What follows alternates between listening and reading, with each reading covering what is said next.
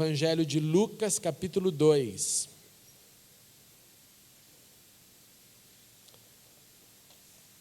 Nós iremos ler a partir do verso 21. Ontem foi o final do nosso acampamento de adolescentes. Um tempo muito bom, eu estive lá com eles na sexta e no sábado.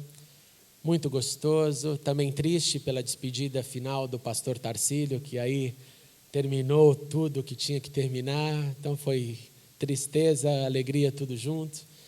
E nós então temos uma reunião marcada para terça-feira às 8 horas.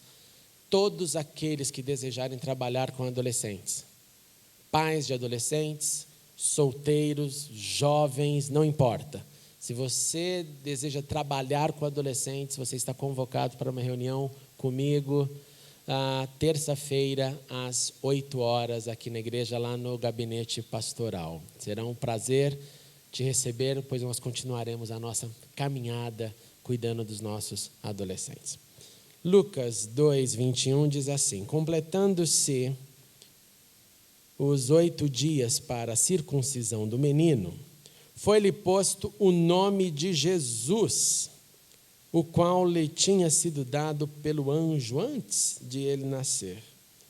Completando-se o tempo da purificação deles, de acordo com a lei de Moisés, José e Maria o levaram a Jerusalém para apresentá-lo ao Senhor. Como está escrito na lei do Senhor, todo primogênito do sexo masculino será consagrado ao Senhor, e para oferecer um sacrifício, de acordo com o que diz a lei do Senhor, 2 rolinhas ou 2 pombinhos. Havia em Jerusalém um homem chamado Simeão, que era justo, piedoso, e que esperava a consolação de Israel. E o Espírito Santo estava sobre ele. Fora-lhe revelado pelo Espírito Santo que ele não morreria antes de ver o Cristo do Senhor. Movido pelo Espírito, ele foi ao templo. Quando os pais trouxeram o menino Jesus para lhe fazerem o que requeria o costume da lei, Simeão o tomou nos braços e louvou a Deus, dizendo: ó soberano, como prometeste, agora podes despedir em paz o teu servo, pois os meus olhos já viram a tua salvação, que preparaste à vista de todos os povos, luz para a revelação aos gentios e para a glória de Israel, teu povo. O pai e a mãe do menino estavam admirados com o que fora dito a respeito dele. E Simeão os abençoou e disse a Maria, mãe de Jesus: este menino está destinado a causar a queda, o soerguimento de muitos em Israel e a ser um sinal de contradição, de modo que o pensamento de muitos corações será revelado. Quanto a você, uma espada atravessará a sua alma. Estava ali a profetisa Ana, filha de Fanuel, da tribo de Asher, e era muito idosa, tinha vivido com seu marido 7 anos depois de se casar, e então permanecera viúva até a idade de 84 anos. Nunca deixava o templo, adorava a Deus, jejuando e orando dia e noite. E tendo chegado ali, naquele exato momento, deu graças a Deus e falava a respeito do menino a todos os que esperavam a redenção de Jerusalém.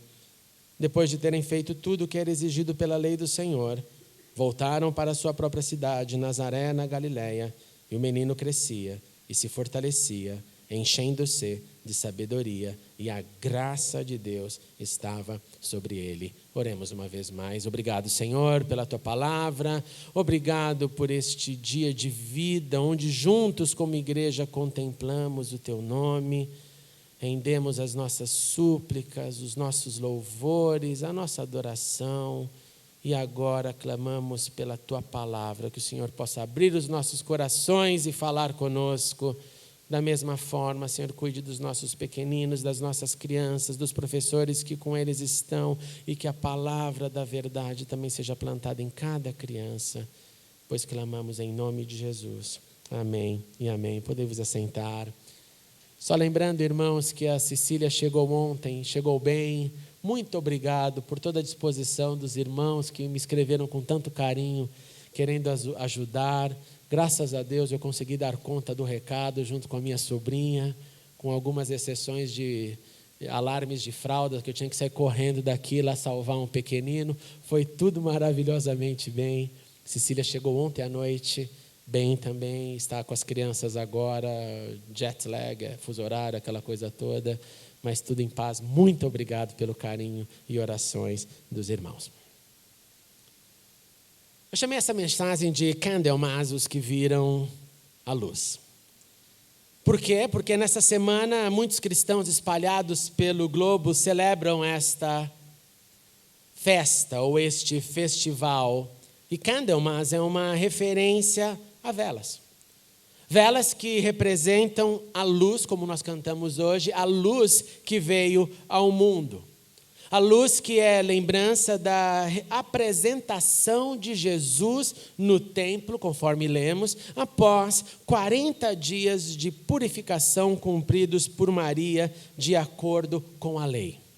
Portanto, 40 dias após o Natal, os seguidores de Jesus celebram esta festa, esta ocasião, e nós temos registros que essas festas, essa celebração, vem no mínimo do século IV depois de Cristo. E eu trouxe para vocês entenderem esse contexto, não só para dar uma referência sem a fonte, um relato de uma cristã que nesta época, século IV depois de Cristo, peregrinou para a Terra Santa. E na sua peregrinação da Terra Santa, ela constatou exatamente esta celebração de Candlemas. A celebração, é claro que não havia esse nome na época, esse homem é mais moderno, mas ela disse assim, que no 40º dia após o Natal, era celebrado ali em Jerusalém uma festa com uma alta honra. E essa festa, este culto, tomava o seu lugar ali na igreja chamada do Santo Sepulcro, ou Igreja da Ressurreição de Jerusalém. E ela escreve que tudo que era feito ali, que ela viu como alguém que viajava e passeava, tocava o seu coração porque era feito com muita alegria, ao ponto desta irmã comparar a festa da celebração, da apresentação de Jesus ao templo, à festa da ressurreição, a Páscoa. O que nos remete ao entendimento de que era algo grandioso, não era só uma menção. Ela diz então que ali os ministros, os bispos pregavam e que eles do Evangelho traziam a história de Jesus, de José e Maria levando Jesus e apresentando Jesus ao templo. Ela escreveu que aqueles que ali pregavam no século IV traziam o momento da apresentação e um encontro com Simeão e um encontro com Ana. E ela termina dizendo que esse momento era um momento de alegria para os pais e que tudo isso era feito e depois dessa grande celebração, a ceia foi servida e aí o culto terminou. E eu acho isso incrível. Se você quiser ler mais sobre isso, basta procurar sobre o Diário da Peregrinação de Etheria, do século IV. Eu confesso que no português é um drama danado achar essas coisas, mas se você quiser, depois eu te dou os links para ler em inglês. A revelação, então, da vinda de Cristo foi manifestada somente para algumas pessoas, para alguns personagens escolhidos. E talvez esse seja a motivação da festa, como nós temos o registro após o século IV. Porque no início a revelação acontecia para A, B, para C, D e não para o resto. Nós sabemos disso porque primeiramente Maria recebeu essa revelação, sim, você terá um filho. Depois vem José, que é convencido com a história. Depois nós temos um momento de espera, de expectativas, de lutas dela e dele, até que vem o nascimento e então um outro grupo de pessoas são avisados. Esse grupo eram os pastores no campo. Não eram pessoas que estavam procurando pelas notícias exatamente, eles estavam cuidando dos seus rebanhos, mas vai lá o Senhor e os avisa sobre o nascimento de Jesus. Passa um pouco de tempo, vêm os magos. Enquanto os pastores representavam a simplicidade, gente do campo, não a alta religiosidade, vêm os magos representando as nações, os que não eram da casa de Israel, mas novamente, pessoas selecionadas. Enfim, nós entendemos que José e Maria, então, permaneceram um pouco de tempo ali na Judéia, talvez em Belém, talvez nas proximidades. Isso se dá pelo fato de que você se lembra quando Herodes se sente enganado, ele manda matar os meninos de 2 anos de idade para baixo, em Belém e nas proximidades, e não em todo Israel. E aí, neste momento, então, de breve estada, ou em Belém, ou também, possivelmente, em Nazaré. Possa ser que Jesus já tenha voltado para lá esse momento, não sabemos exatamente, pois o texto não é totalmente claro. Vem um primeiro evento, e o primeiro evento é o evento da circuncisão. Ao 8º dia, todo menino dos hebreus, como sabemos, deveriam e ainda são circuncidados. A família real inglesa, na verdade, há alguns anos atrás, decretou que todos os homens nascidos na família real seriam também circuncidados, não por questões religiosas, mas porque achavam que esse é o melhor procedimento, inclusive na questão de higiene para os seus homens. Nessa ocasião, o filho homem, então, também recebia o seu nome. Eu dei uma gafe dessa uns dias, vivia lá em Israel, num kibbutz ortodoxo, e cheguei para uma família, ela estava grávida, era minha vizinha, acompanhei o finalzinho da gravidez, e um dia nos encontramos, eu cheguei todo feliz, e aí, qual vai ser o nome? Bem brasileiro. E ela simplesmente se emudeceu, eu entendi que já tinha alguma coisa errado. Veio o marido, também se emudeceu, deu um sorriso para mim, eu falei, será que eu não falei direito? Achei que não havia me expressado em hebraico corretamente, fiquei mudo até perguntar para alguém mais próximo. Eu fiz uma pergunta, a minha gramática está certa? Ela, está, mas eu não tive a resposta. Ela, porque ninguém fala o nome antes da circuncisão. É óbvio que o pai e a mãe sabem do nome, é óbvio que eles escolheram o nome, mas eles não divulgarão esse nome. Então você não fez nada de errado, ninguém está chateado com você, fique tranquilo.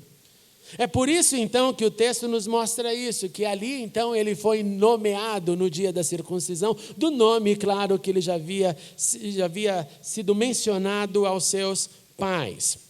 O nome é revelado somente na circuncisão, no momento do pacto da aliança.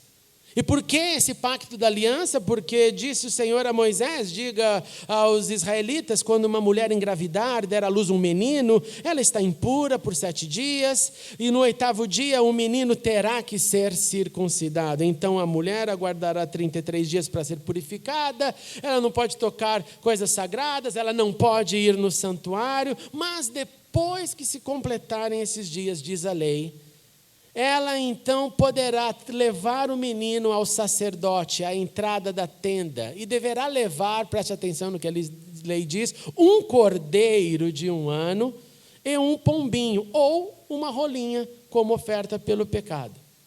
A lei também previa, se ela não tiver dinheiro para levar o cordeiro, porque o cordeiro era mais caro, então que levasse somente 2 rolinhas ou 2 pombinhos para o holocausto. E assim o sacerdote faria a purificação e a mulher estava livre para voltar para as suas atividades normais. Para você ter uma ideia, um judeu etíope que mora no meio do nada, no meio de regiões remotas da Etiópia, ele tem tanto zelo por isso que ao invés de completar 40 dias de espera antes de conversar com alguém, uma mãe etíope espera cerca de 90 dias. Tamanha é a preocupação com o pós-nascimento. O que nós percebemos então, irmãos e irmãs? Nós percebemos que, número 1, Jesus foi circuncidado de acordo com a lei, inclusive nomeado publicamente naquele dia. Número 2, nós constatamos que seus pais, José e Maria, tinham pouquíssimas condições financeiras, porque Lucas não menciona sobre o cordeiro, Lucas só menciona sobre as rolinhas e os pombinhos, o que mostra que José e Maria não tinham dinheiro nem suficiente para dar o cordeiro naquele dia. E Jesus foi apresentado, e por isso que nós mantemos esta ideia, esta tradição quando apresentamos nossos filhos. Dizemos, na Bíblia não tem crianças batizadas, na Bíblia tem crianças apresentadas e seguimos este modelo. E é nesta hora que a revelação então do prometido das nações, mais uma vez, foi manifestada para pessoas específicas. Jesus já estava no mundo. Mas a regra de revelação a 1, 2, 3, a alguns se mantinha. E é sobre duas pessoas que receberam essa revelação que eu gostaria de pedir a sua atenção. Refletindo primeiramente sobre quem eram e número 2, sobre o que eles faziam lá no templo, com a esperança de aprendermos com esses dois personagens. Primeiro, Simeão, ou Shimeon. O nome dele significa aquele que ouve, ou aquele que está apto a ouvir. E tem alguns que conseguem dizer que esse nome ainda quer dizer aquele que está pronto para ouvir, ou que ouve, e que vive ouvindo, que tem aptidão para obedecer o que ouve. Ele era um morador de Jerusalém. O que nós aprendemos com alguém que era um morador de Jerusalém? Ele demonstrava então a sua preferência ou a sua possibilidade para viver no centro da espiritualidade. Para você ter uma ideia, quando você lê que Paulo foi educado aos pés de Gamaliel, significa que seus pais tiveram dinheiro suficiente para mandá-lo para Jerusalém, para em Jerusalém aprender aos pés de Gamaliel, porque estar em Jerusalém significava estar perto do centro religioso, do centro nervoso do ensino. Então, quando a Bíblia está mencionando Simeão morava, ele era um morador de Jerusalém, está conectando ou colocando eles num status maior de quem morava, por exemplo, na Galileia dos gentios, lá afastado da vida espiritual. Ele tinha um outro título, seu segundo título era justo. Justo é provavelmente o título mais desejado que a Bíblia nos oferece. Por quê? Porque ela começa da primeira descrição do primeiro Hatzadik, e o primeiro justo é Noé, que você sabe a história, que vive diante de Deus com a sua integridade, e a partir de então nós começamos a ler, again é ótimo, né? De novo na Bíblia, que o justo vive pela fé. E que o justo transcendeu o Antigo Testamento e foi para o Novo Testamento e que continua a mesma menção. Que nós devemos então viver como justos, devemos viver como tendo o resultado natural da fé, que é a promoção ou a formação da integridade. Se a tua fé não promove integridade, eu tenho más notícias para te dar. A sua fé é um equívoco ou uma hipocrisia, porque a verdadeira fé promove justiça e integridade. Fé que tem no seu contexto a ausência da integridade não é fé no Deus vivo. Talvez seja uma crença, talvez seja uma admiração pelo sagrado, mas não é uma fé com Ele, porque a fé transforma um ser normal, e aonde há a possibilidade dele ser um justo, e o justo vive pela fé. Shimeon era um justo. Shimeon, então, é colocado na galeria desses homens exemplos. Não só isso, Shimeon era piedoso. E piedoso nos fala sobre a devoção diária que se manifesta em ações. Ações que manifestam a comunhão do piedoso com Deus. E quando ele vai diante de Deus, Deus o manda de volta para o mundo. Porque devoção com Deus não só aproxima você de Deus, mas aproxima você do seu próximo. Quanto mais eu me achego a Deus, mais Deus me lança ao mundo. E não o contrário, quanto mais eu me apresento diante de Deus, Ele falou que quero você só perto de mim e longe do mundo. Porque isso seria a antítese da nossa necessidade de proclamação. Então, aceitar o fato de que Shimeon era um homem piedoso, era aceitar que ele tinha um coração aberto para ajudar sim o necessitado, o que precisava de ajuda, mas não só isso. O que ele fazia era resultado da devoção firmada na comunhão com o Senhor, que o fazia reagir positivamente diante daquele que ele temia. Reagir e tocar, pois vivia no quebrantamento diante de Deus. O piedoso também é aquele que sofre, o piedoso é aquele que sofrerá perseguição. E isso o apóstolo Paulo nos deixou bem claro quando escreveu para Timóteo, dizendo, de fato, todos os que desejam viver piedosamente serão perseguidos. Então dizer que Shimeon era um piedoso, era dizer que ele aguentava as consequências da sua devoção a Deus. Quais são as consequências que você tem na sua vida pela sua devoção a Deus? Nós aprendemos isso desde muito cedo. Quando temos uma vida de devoção a Deus, você percebe que alguns círculos não são para você. Você percebe que você não vai lá na Sapucaí dizer, diga espelho meu, quem é mais bonito do que eu. Não faz parte da nossa conduta. Você percebe que algumas coisas são nocivas para você. E por essa razão você acaba em muitos momentos sofrendo aquela situação de estar debaixo do foco, onde você se coloca numa posição que eu não vou entrar nesse tipo de ação, porque essa é a minha crença, é a minha devoção. E sofremos risadinhas, sofremos conversas, você não sabe o que está perdendo, você é bobo, você é trouxa, tudo isso. Eu já ouvi isso muitas e muitas vezes, e ainda, às vezes, eu sinto que uma pessoa não tem coragem de dizer abertamente para mim, mas dá aquele carinha de ironia, de tipo assim, coitadinho desse menino. Era só fazer o erradinho ali, bobeira. Como eu ouvi essa semana, para você ter uma ideia do que vivemos e vivenciamos aqui na obra de regularização, uma proposta indecente da prefeitura que dizia, pinta a planta, resolve o problema, uma pintadinha aqui na planta, ó, não tem fiscal que vai checar nada, fica tudo bem para vocês, é uma pintadinha, onde está xizinho, põe passa pretinho, e prossiga no erro, e vai fazer a infeliz entender que nós prestamos contas ao Deus vivo que tudo vê? Não vai. Mas é assim. Então nós vivemos nesse processo de piedade e perseguição, se é que vivemos na devoção com Deus. Agora, se vivemos como agentes secretos de Deus, por exemplo, nesta hora, chegássemos lá, é verdade, não é uma pintadinha, Deus sabe que é por uma boa causa, taca o pretinho aí. Nós não vivemos assim. Então o piedoso é perseguido, o devoto é perseguido pelas suas ações, porque as suas ações afirmam o seu quebrantamento e a sua condição de andar diretamente com Deus, porque o piedoso transforma o ambiente, ele toca o próximo, ele pontua os problemas com a sua proatividade para resolvê-las, e isso gera um incômodo social, e isso isola. Gente piedosa é gente isolada de muitos setores da sociedade. Gente piedosa não é gente que todo mundo acha que maravilhosa essa pessoa. Não, porque nós nos levantamos como profetas e dizemos, isso não é certo. Isso não condiz com a nossa fé. Mas não para por aí, Simeão tem mais para nos ensinar. Simeão esperava a consolação de Israel. Isso significa que ele vivia com a expectativa de um futuro melhor. Quem espera, espera pelo que deseja receber. Ninguém espera por algo que crê que nunca vai chegar. Eu espero pela chegada daquilo que eu espero. Quem espera, espera porque crê que irá chegar o dia pelo qual ele tanto anseia. Quem espera, espera porque crê. E espera porque não foi vencido pelo problema, porque quem é vencido pelo problema para de esperar e diz, eu desisti da minha espera. Quem espera é sustentado pela esperança.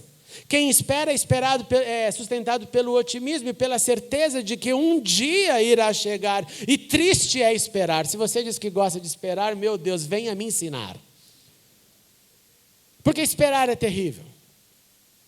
E essa esperança de Simeão não tinha a ver somente, preste atenção nisso, com uma necessidade individual. Ele falava, eu estou esperando a minha bênção. Não, ele esperava o conforto, a solução para o seu povo e não uma benesse particular. Ele não queria um lucro particular daquilo que ele esperava pelo povo. Além disso, Simeão tem mais coisas para nos ensinar. O Espírito Santo estava sobre ele. E aqui é chocante, porque o momento que eles viviam e que nós lemos na Bíblia, você tem isso como consciência, nós estamos em Lucas, estamos nos Evangelhos, o momento da revelação de Cristo, o momento de transição da revelação do Antigo Testamento para o Novo Testamento, o início da chamada era neotestamentária, e Simeão é descrito, uma vez mais, como exceção e não como a regra. Porque no Antigo Testamento, você se lembra disso, o Espírito Santo se manifestava em algumas pessoas, se manifestava em reis, se manifestava em profetas, se manifestava em juízes, em pessoas com uma missão específica. A pessoa não dizia, Senhor, eu estou te buscando com meu coração, derrama o teu Espírito para eu ser um profeta. Jamais.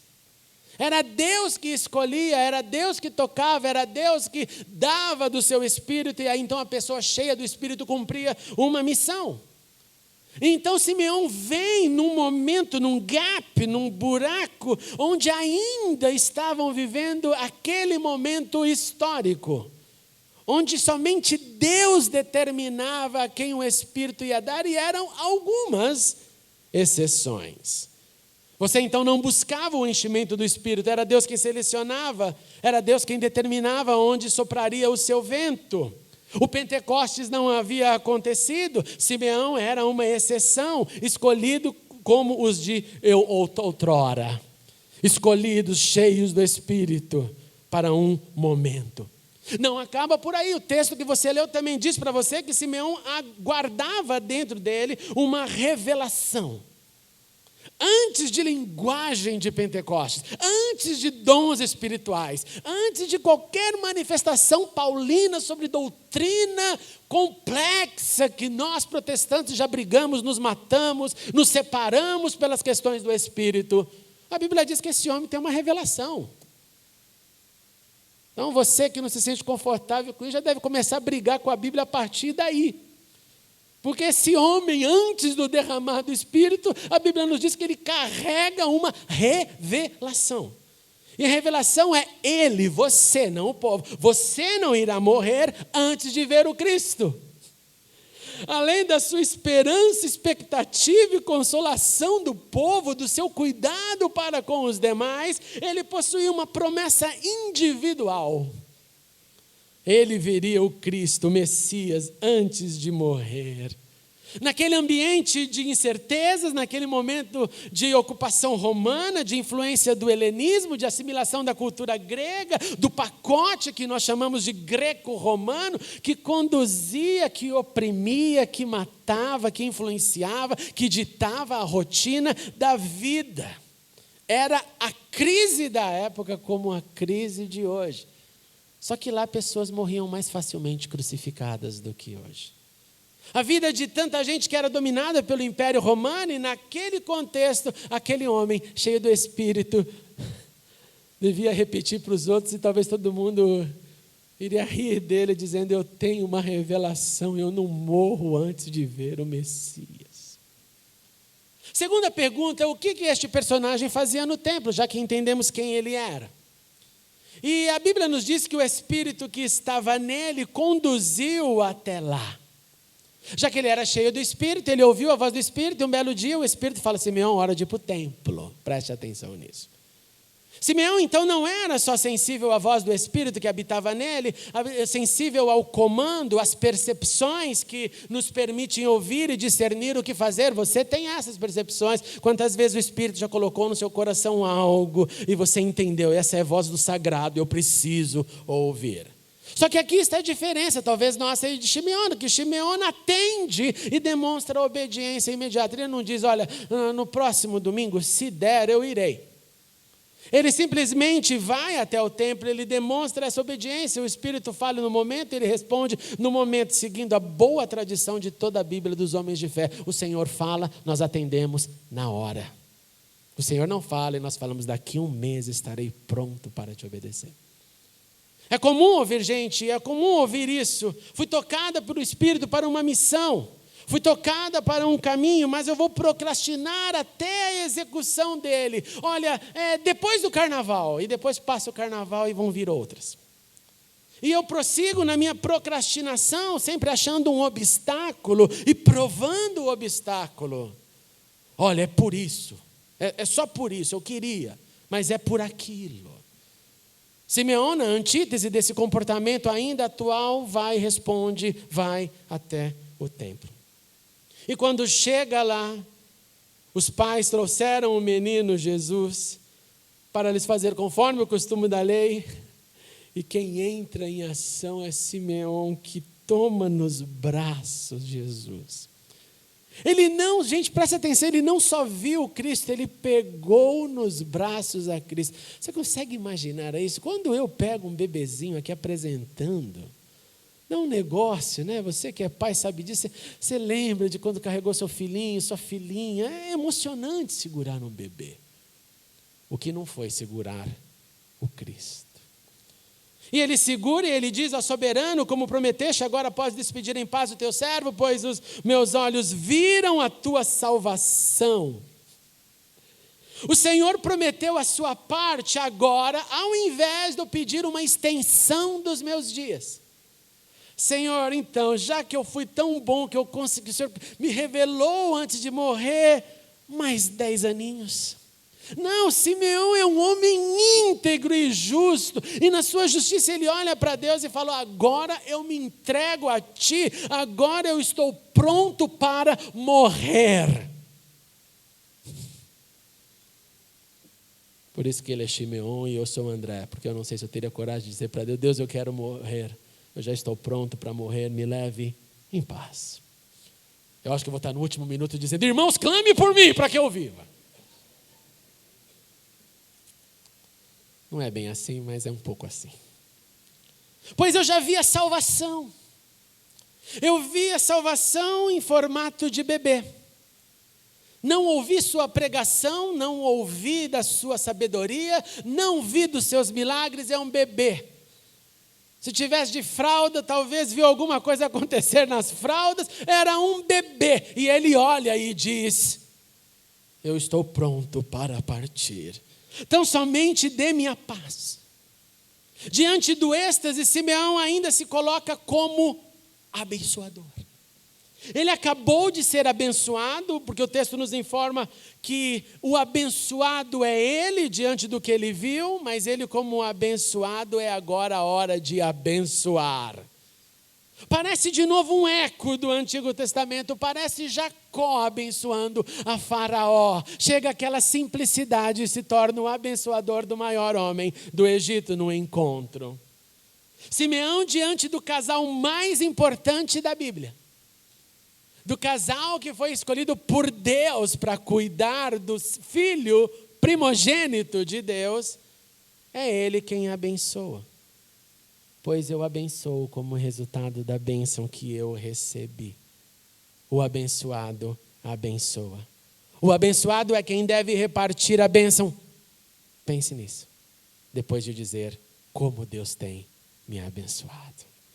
E Simeão os abençoou e disse: Maria, mãe de Jesus, este menino está destinado a causar queda, este menino vai trazer dramas, esse menino é sinal de contradição, e quanto a você, olha, uma espada atravessará a sua alma, vai vir dor. Esse menino não é só a alegria da esperança que toda mãe e pai tem diante de uma criança, que essa menina seja boa, que esse menino seja bom, que esse menino nos traga descanso, como foi com Noé. Não, esse menino vai gerar dores, esse menino vai gerar uma espada. E se você pensar nessa palavra espada e cutucar essa palavra espada, você vai descobrir que ela só aparece mais 2 vezes no Novo Testamento. E as 2 vezes que essa palavra espada vai reaparecer no Novo Testamento, depois deste momento, ela aparece nas palavras de João no Apocalipse, quando diz no capítulo 1, verso 16, que ele tinha em sua mão direita 7 estrelas e da sua boca saía uma espada afiada de 2 gumes. Sua face era como o sol quando brilha em todo o seu fulgor. Ele passa pela dor da espada, sua mãe passa pela dor da espada, pela dor, pela aflição, mas ele ganha a autoridade da espada. A segunda menção é de novo no Apocalipse, no capítulo 2, verso 12, quando ao anjo da igreja em Pérgamo escreva: essas são as palavras daquele que tem a espada afiada de 2 gumes. Interessante que primeiramente a espada aparece como um ato de aflição e depois a mesma espada no original aparece como a palavra da autoridade. Eu tenho a impressão de que só quando vencemos a espada é que ganhamos a espada. O que parece confirmar, então, a inversão da espada da tristeza, das agonias que Cristo viveria, que a sua família viveria, revertidas em poder. Poder para reinar. O segundo personagem é Ana. Ana, nós temos como, na tradução do seu nome, ideias de favorecida, agraciada, como foi a mãe do profeta Samuel, a nossa conhecida Hana. Ela era uma profetisa. Novamente, na mesma característica de Simeão, ela possui o Espírito. Mas não possui só o Espírito como alguém que possui o Espírito dentro de si. Ela possui o Espírito com a possibilidade de dizer: assim diz o Senhor. Ela continuava uma classe de mulheres que foi inaugurada pela irmã de Moisés, chamada Miriam, depois acompanhada por Débora, a juíza, e seguida por outras que ganharam esse título de profetisas do Senhor. Antes do derramamento coletivo do Espírito, gente cheia do Espírito e profetas continuavam na palavra. Mas ela não era só isso, ela é descrita como a filha de Fanuel. E se você por acaso se questionar quem é esse bendito Fanuel e qual a importância de dizer o nome desse homem, é porque a Bíblia está tentando te dizer que Fanuel é o mesmo nome, a mesma palavra mencionada naquele drama de Jacó, quando ele diz: vi Deus face a face, e chama o local de Fanuel ou Peniel. A Bíblia está dizendo então que existe uma relação deste homem que traz em si o significado de alguém face a face com Deus. Eu não chamaria a atenção de um homem que tem significado no seu nome face a face com Deus se ele não andasse com Deus. Pelo contrário, se eu fosse o autor, eu esconderia este detalhe. Mas que isso, ela era da tribo de Asher, ou Asser no português. E apesar de provinda de uma das tribos que havia sido perdidas na história, chamadas 10 tribos de Israel, se você for de novo cutucar o que a Bíblia diz, e eu estou fazendo isso de propósito porque você precisa cutucar o que a Bíblia diz e não somente ler e falar Deus abençoe, amém. Você vai lembrar das palavras de Moisés, quando Moisés chega diante da sua despedida e ele para a tribo de Asser, presta atenção no que ele diz. Ele disse a respeito de Asser: bendito é Asser entre os filhos. Agora trema na sua cadeira. Seja ele favorecido por seus irmãos e banhe os seus pés no azeite. Seja ele Hana. Seja ele alguém que recebe a graça do Senhor, o favor do Senhor. Esteja seus pés no azeite, seja ele empossado daquilo que utilizamos para ungir reis, para ungir pessoas de Deus no comando, pessoas de influência, pessoas que são mensageiros, profetizas. Portanto, ele confirma nessa simples ideia quem ela é, de onde ela vem, quem é seu pai, a importância e a vida desta mulher.